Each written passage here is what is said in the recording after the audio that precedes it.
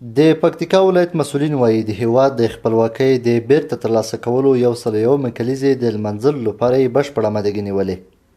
ترڅو دغه ملي او تاریخي ورځ په لا شانداره او پرتمینو مراسمو سره ولمانځي.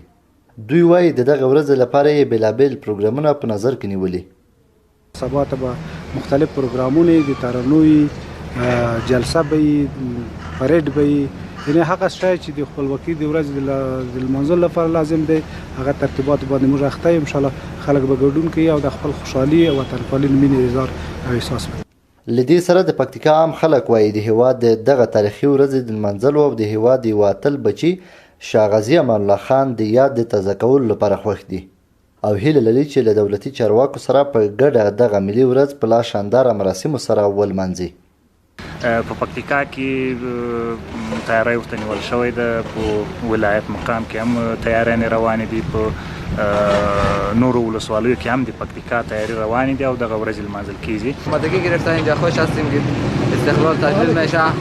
بسیار خوش هستیم صلح بیاید افغانستان. په دې وروستیو کلونو کې ډېری هیوادونه هڅه کوي چې د خپلو هیوادونو د خپلواکۍ ورځې په ښه شانداره مراسمو سره ولمانځي ترڅو نورو هیوادونو ته د خپلو خلکو د یووالي او د هیواد پوځي ځواک وړتیا وروښیي. د تاریخ پوهانو په باور د دغسې ملي او تاریخي ورځو په ښه ډول لمانځل د یوه هیواد د وګړو د یووالي، پرمختګ او له تاریخ نه د ښې ګټې اخیستنې لپاره خورا اړینې دي او دولت یې باید په لا ښه ډول